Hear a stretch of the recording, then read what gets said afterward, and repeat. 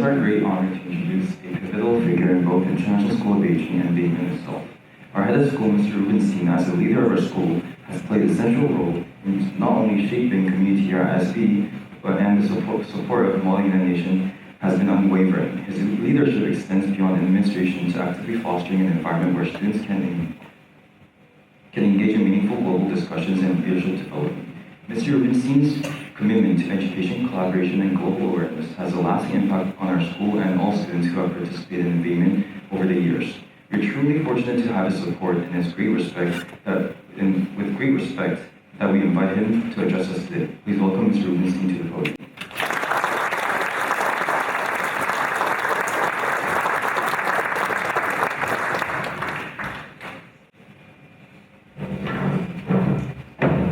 Thank you, and thank you, Model UN leaders, for putting a giant picture of my head on there while I'm speaking. That's a nice touch. Thank you so much.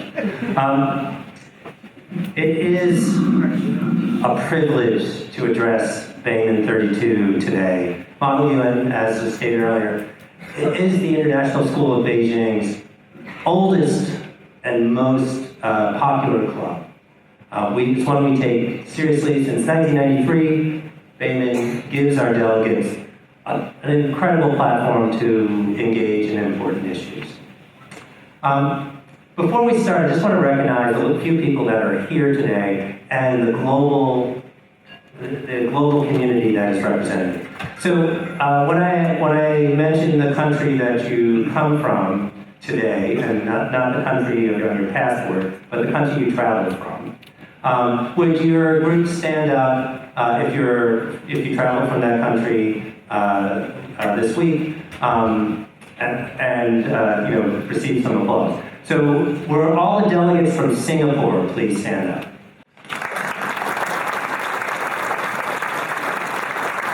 Thank you so much. Can we have the delegates from Egypt here? Let's see the delegates from Egypt. Thank you so much. How about the Philippines? Where are the Philippines? All right. And I know we have Jordan here in the house. So where is Jordan?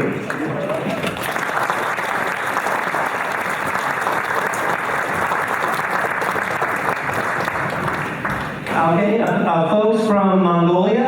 We have folks here from Mongolia. Up there in the north. Probably a chilly this time of year. Our friends from Hong Kong, please. Hong Kong.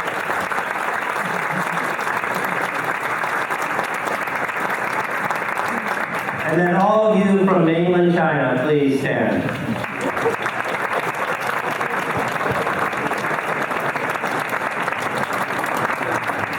Thank you so much. Thank you.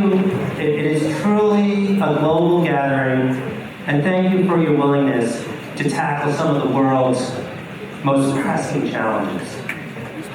Each of you brings a unique perspective that will drive our discussions and help generate ideas with real-world impact. It is my duty to remind you,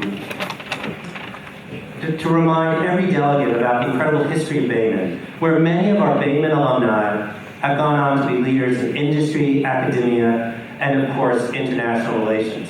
Last year at our BEIMUN, we invited one of our BEIMUN alumni who got her start right here in one of these BEIMUN chairs and went on and at the time came back here and was representing the United States of America as the highest diplomatic officer in Northeast China. And she credits her experience at BEIMUN as getting her started in her career in international relations. This week's theme, the cost of progress, looking into Pandora's box, encouraging delegates to holistically examine the drawbacks of human progress and create viable solutions. I could not think of a better and more important and timely topic for your consideration. So whoever came up with that, thank you, congratulations. It was a moment of brilliance, whoever came up with this, because this is exactly what I've been thinking about today. For a moment, consider if I was giving a speech to Model UN, a Model UN-like club or conference 100 years prior. So it's now 1925. And first of all, there's no Model UN because there's no UN. But in our, let's call it, imaginary League of Nations club, we might talk about great wars and other pressing problems in great nations. We can imagine our conference in 1925 to solve world hunger and the problem of not being able to produce enough food to keep up with the growing world population. Fast forward 100 years to 2025, and food production per se is not a topic at Model UN. It's not. According to the Food and Agriculture Union Organization of the UN, known as FAO, it's a pretty hard acronym to say, by 2016 the world produced more than enough food to provide adequate and nutritious diet to every human being on the planet.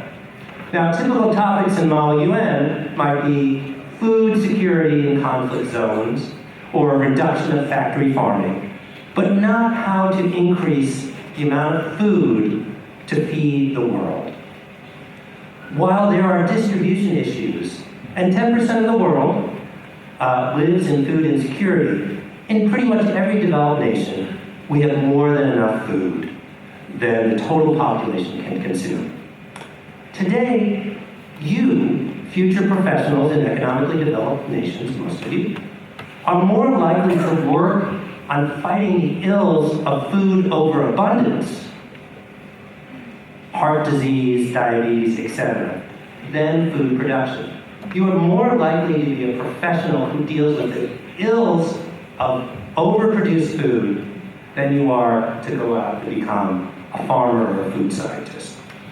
And for millennia, we worked to solve the problem of producing more food, and now we must deal with its overabundance. We are at a similar inflection point for three critical sectors. And those are mobile information technology, artificial intelligence, and biotechnology. I would urge you, as you go on and lead this conference, I would urge you to read two books.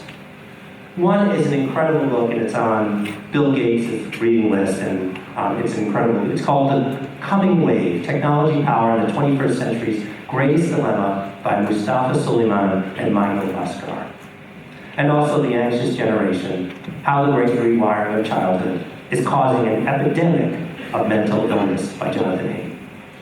What these authors have realized is that many of you are future leaders, that in your professional lives, some of you will spend your lives creating new social media platforms or advancing the fields of AI or genetic engineering. That is true, some of you will be doing that. But many of you, if not most of you, will be spending the majority of your professional lives figuring out how to limit the damage and contain these technologies. How to gain incredible benefits while limiting the sure harm that they cause. Unlike mature industries such as food and tobacco, energy production and transportation, where we first invented the technology and then dealt with the consequences years into the future. For this wave of innovation, like the story of Pandora itself, opening the box of mobile information technology, AI, and biotech, we will release many damaging side effects at the same time we are solving the problems that they were intended to solve. This is the fundamental challenge of your generation. How to unleash the incredible power for good while limiting the incredible harm. It is what you will be working on in your future and what you will be wrestling with today and this weekend. If your predecessors, the alumni of this conference, are predictive of your success, I have tremendous hope and confidence and optimism in your ability to pay down our debt to the cost of progress. I look forward to your creativity and thoughtful solutions. Thank you, and welcome to the International School of Business.